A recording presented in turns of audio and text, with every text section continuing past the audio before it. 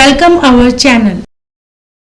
अस्सलामुअलैकुम नाज़रीन, मैं आप सबका इक़रा एजुटेक टाइम्स इस यूट्यूब चैनल में आपका इस्तकबाल करती हूँ। सबसे पहले हम आज उर्दू मीडियम के जमात नहुम के तालिब इल्म जो 2024 में 9th का एग्ज़ाम दे रहे हैं उनके लिए 9th में टॉपर कैसे बने और साथ ही साथ 9th की छुट्टियों में का इस्तेमाल यानी 9th की छुट्टियों में स्कॉलरशिप NTSC स्कॉलरशिप इम्तिहान की तैयारी किस तरीके से करें और इंग्लिश ज़बान अंग्रेज़ी ज़बान पर उबूर किस तरह हासिल करें, इसके बारे में मालूमात दी जाएगी। सबसे पहले आप हमारे इस यूट्यूब चैनल को इक़रा एजुटेक टाइम्स को लाइक, शेयर और सब्सक्राइब करना ना भूलें। अगर अभी तक आपने लाइक, शेयर, सब्सक्राइब ना किया हो तो पहले लाइक, शेयर, सब्सक्राइब करें और बेल आइकन को हिट करें। उर्दू मीडियम जमात नहुम के तलबा के लिए अपने तालीमी मियार को टॉपर कैसा बनाएं, इसका प्लान और उसके साथ ही साथ नहुम के फाइनल इम्तिहान के बाद NTSC स्कॉलरशिप इम्तिहान की तैयारी कैसे करें, इसका भी प्लान और चार्ट, इसके साथ साथ इंग्लिश ज़बान में किस तरह उबूर हासिल करें ताकि आपको जमात दहुम के बाद 12वीं के बाद होने वाले कॉम्पिटिटिव एग्ज़ाम जैसे नीट, JEE एडवांस और दीगर इम्तिहान शामिल है, उसके लिए भी ये वीडियो आपके लिए मुफीद और कारआमद साबित होगा इंशाअल्लाह। आप सबसे रिक्वेस्ट है कि इस वीडियो को मुकम्मल और ज़रूर पूरा देखें और वीडियो को लाइक करें। सबसे पहले नहुम जमात में अगर आप में से जो भी तालीम हासिल कर रहे हैं तो वो अपने मज़ामीन जो और उनके असबाक की फहरिस्त जो दर्ज झैल दी गई हैं, जैसे उर्दू में 16 सबक है, इंग्लिश में 4 यूनिट है और टोटल 20 चैप्टर्स है। उसके बाद साइंस फर्स्ट, साइंस के 2 पर्चे होते हैं। अभी तक आप 8 पास हो के आए तो आपको 8 तक एक ही साइंस थी और एक ही रियाजी थी, मगर अब जैसे आप 9th में आ जाते हैं तो साइंस के 2 हिस्से हो जाते हैं, साइंस हिस्सा अव्वल, साइंस हिस्सा दुवम। तो साइंस हिस्सा अव्वल में टोटल 9 सबक है और साइंस हिस्सा दुवम में टोटल 9 सबक है। उसके बाद अभी तक आप 8वीं में थे तो आपको रियाजी की एक ही किताब थी, मगर अब यहाँ से 9th से आपके 2 किताबें हो जाती है, एक हो जाती है अलजबरा और एक हो जाती है ज्योमेट्री। तो मैथ्स में आपके अलजबरा में 7 सबक है और ज्योमेट्री में टोटल 9 सबक है। उसके बाद आता है तारीख और जोग्राफिया। अभी तक आपकी तारीख और जोग्राफी की किताबें भी एक ही थी, मगर अब जमात नहुम में तारीख के मुकम्मल 10 असबाक है और जोग्राफिया के मुकम्मल 12 असबाक है। इन मज़ामीन का सिलेबस मुकम्मल करने के लिए आपके पास एक टाइमलाइन सेल्फ स्टडी के साथ साथ किस तरह मुकम्मल करें इसका तरीक़ाकार हम आपको बताएंगे। अगस्त 2023 से लेकर दिसंबर 2023 यानी अब आपके पास टोटल है 5 महीने 150 दिन। रोज़ाना सेल्फ स्टडी के ज़रिए कम से कम 4 घंटे इन मज़ामीन की टाइम टेबल बनाकर सेल्फ स्टडी करें। टाइम टेबल अपने अपने तौर पर अपने स्कूल के औकात के और दीगर कामों को शामिल करते हुए वक्त में 4 घंटे टाइम के सेल्फ स्टडी के लिए ज़रूर निकालें। अगर आपके पास समझो 4 घंटे अगर आप रोज़ाना निकालते हैं तो 4 को आप 150 से ज़रब दीजिए यानी 150 दिन। मैंने अभी आपको बताया कि अगस्त से लेकर दिसंबर तक आपके पास कितने दिन है, 150 दिन है। तो 4 को अगर आप 150 से मल्टीप्लाई करते हैं तो यानी टोटल 600 घंटे आप स्टडी करते हैं। 600 घंटे में आपका सिलेबस मुकम्मल हो जाता है।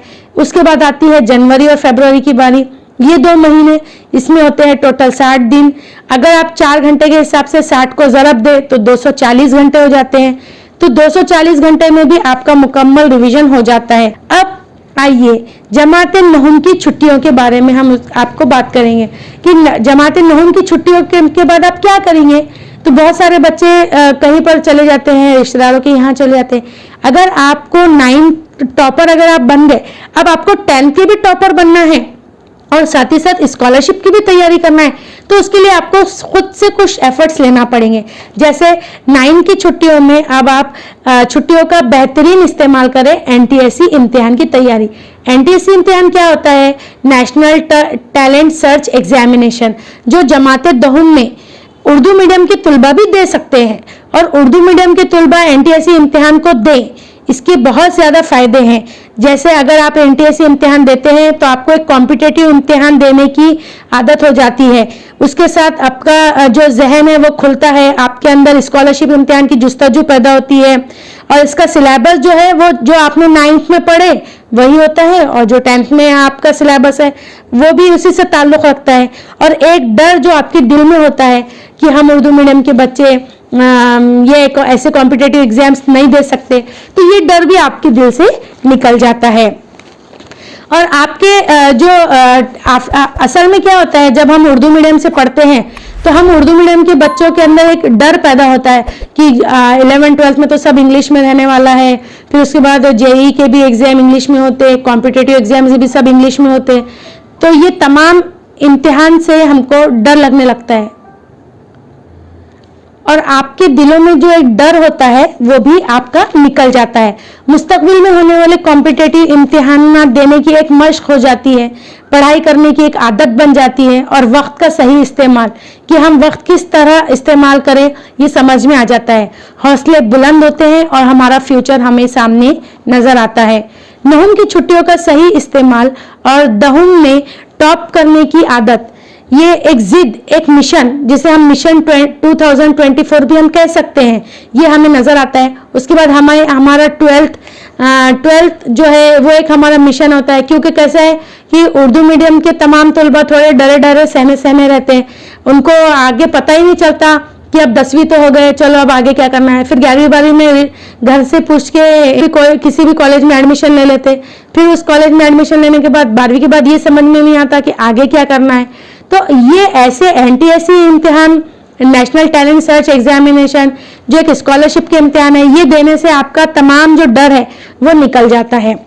और उसके बाद सवालात को हल करने की हमारे खुद की एक सलाहियत पैदा हो जाती है, हमारी रीडिंग स्किल डेवलप होती है, हमारी प्रॉब्लम सॉल्विंग स्किल डेवलप होती है, और हम छुट्टियों का हमको भरपूर फायदा भी हो जाता है, मालूमात में इजाफा हो जाता है, हौसले बुलंद होते हैं, और हमें हमारा मकसद नजर आता है। चलिए आइए देखते हैं एनटीएससी इम्तिहान की तैयारी कैसे करें। मार्च 15 से 15 दिन, यानी अब आपके इम्तिहान खत्म हो गए। कब खत्म हुए आपके इम्तिहान? 15 मार्च को 9वीं के इम्तिहान खत्म हुए। अब उसके बाद जो 15 दिन बचे तो वो 15 दिन, उसके बाद अप्रैल से जून यानी टोटल 90 दिन।